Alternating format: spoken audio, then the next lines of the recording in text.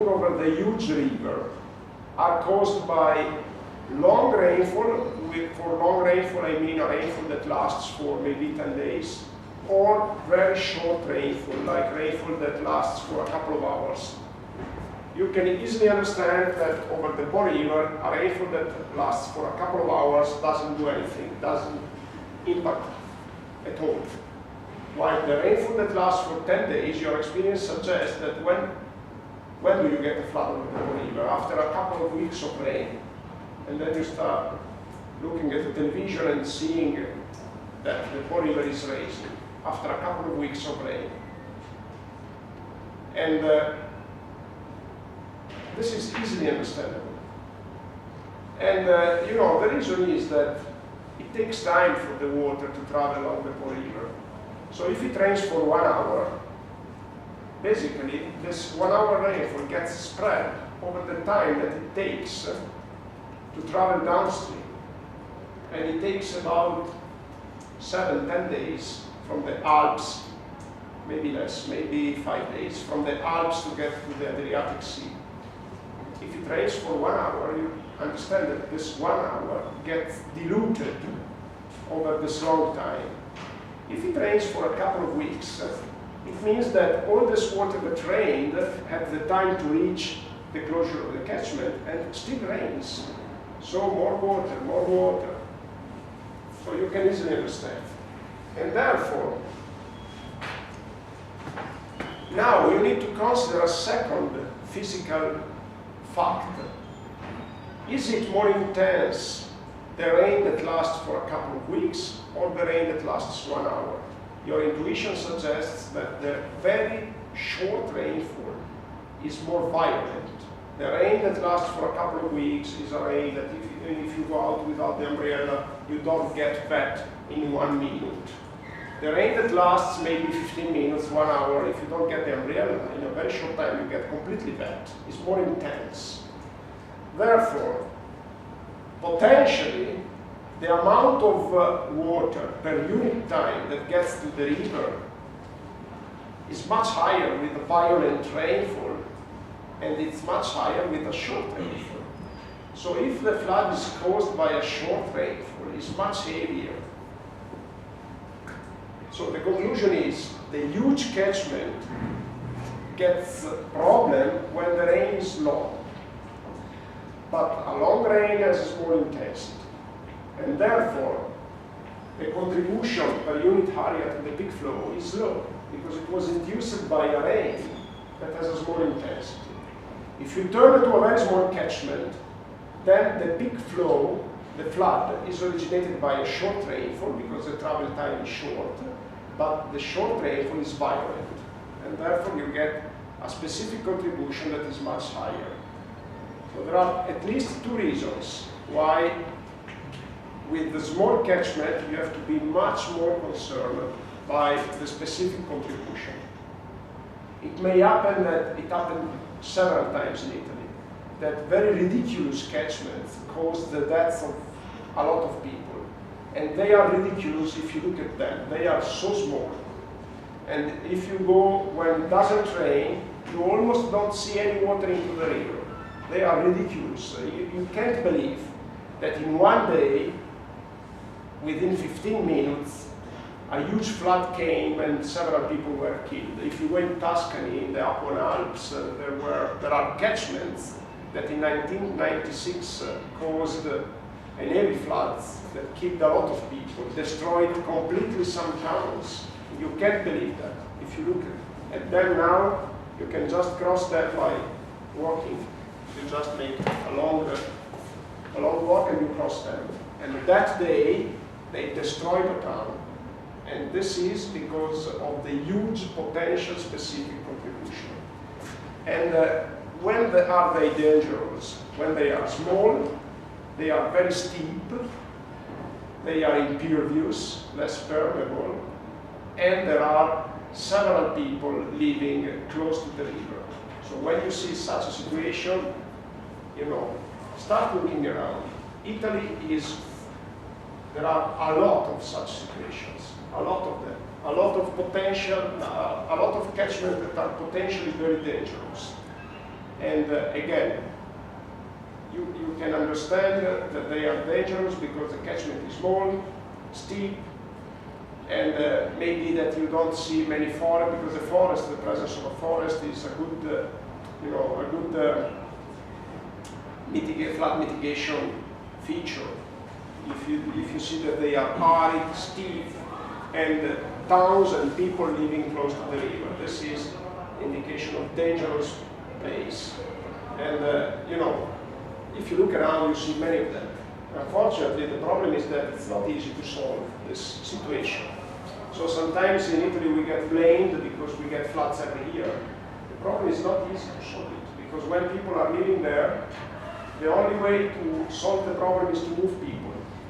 And moving people, we know that it's one of the most difficult things that an administrator can decide to do. Okay, so basically you look at the hydrograph and you understand. And here you can see also another interesting information. You see that urbanization causes increase of the peak of the hydrograph, and the falling limb is shorter. So the rainfall volume, the volume of the flood of the hydrograph remains unchanged, so no climate change here. But even in absence of climate change, you see that the urbanization causes an increase of the peak. When I speak about volume of water, volume of the flood, this is the integral of the hydrograph, remember, because you have the means to understand that the integral of the hydrograph is the volume of water that is flown during the hydrograph, because the hydrograph is representing the river flow. The river flow is volume per unit time. You integrate over time, you get back the volume. Okay, so you see that the integral of the blue hydrograph is the same as the red hydrograph. It means that the flood volume didn't change, but urbanization causes an increase of the peak and a decrease of the river flow during the falling limb. The falling limb means the part of the hydrograph that is decreasing. The rising limb is the part of the hydrograph that is the increasing part. Here you can see also the effect of a detention reservoir. Let's forget it. We are not focusing on floods. So, what is the moral of the story? Before building any model, look at the physical process. Look at the catchment, look at the river, try to understand, try to get a guess. And then you build your model. Okay, this is nothing interesting. And what are the possible input variables besides rainfall? Temperature, catchment behaviors, river network geometry, nothing interesting here. Nothing interesting, no, it's interesting, but nothing really relevant to learn by memory. And the output is the river flow, but it could be also the water storage, the evapotranspiration, whatever.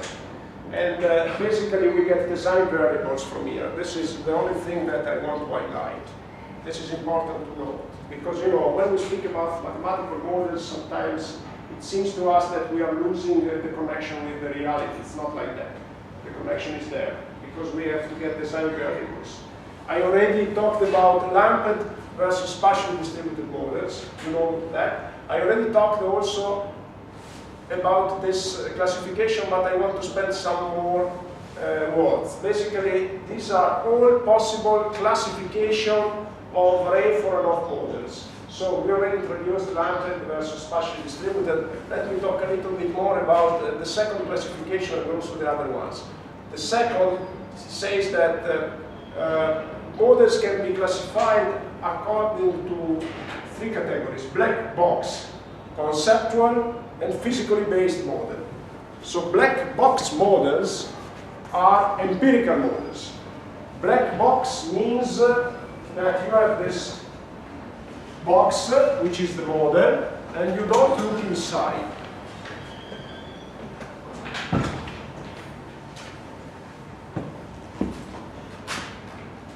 So basically you have rainfall, the model, and the river flow.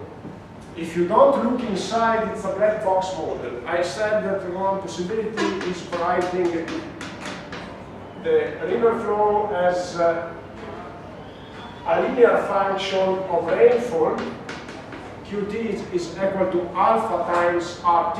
This is a black box model. I told you that behind this you have still conservation of mass and energy, but this equation has nothing to do with the process that you are now modeling. Okay, what is a conceptual model?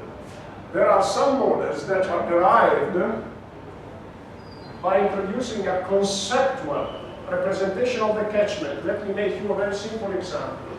We will now consider, in the next hour, a very simple model, which is the linear reservoir. In the linear reservoir, what you do is to assume that the catchment is a tank. A tank with some water stored into it, some storage, and then you have rainfall over this tank, and we assume that we have a bottom discharge from which we get the river flow. And this is a representation which is simplified, but it's realistic. Because it's realistic to assume that the catchment is like a tank, collects rainfall and distributes river flow. But of course, this is not a detailed representation. It's realistic, but not detailed. So we say that it's conceptual.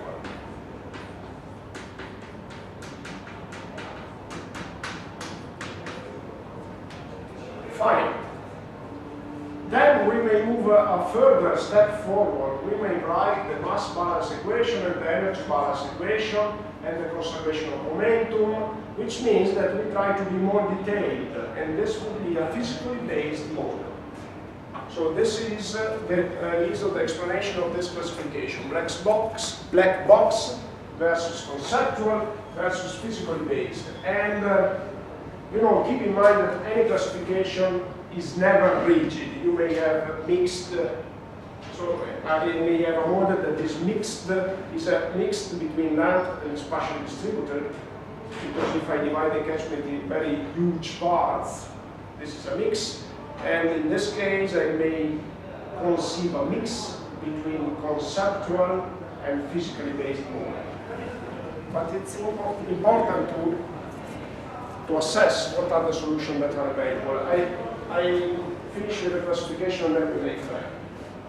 Event-based versus continuous simulation. There are models that simulate just one event. Typically, these are flood models. There are models, typically water resources management models, they simulate over long time periods. So this is the difference between event-based and continuous. And also, there are models that are used to simulate variables. There are models that are used to forecast the variable. To forecast the variable means that in real time now you want to know the river flow for tomorrow. And then you make a forecast, like the forecast of the weather. You want to know if tomorrow it's a rainy day or a sunny day. The simulation is instead meant to reproduce data over long periods, like you want to simulate the river flow for 100 years. This is a simulation. It's not a prediction. The prediction refers to real variables which will occur within a short time. The simulation doesn't refer to real variables, because if you perform, of course, a simulation for 100 years, unless you are simulating the past 100, and then you can make a comparison, but usually with the word simulation we mean something that not necessarily is observed. We mean something that runs in the long term. Perfect. I think that I can make a break, 10 minutes break.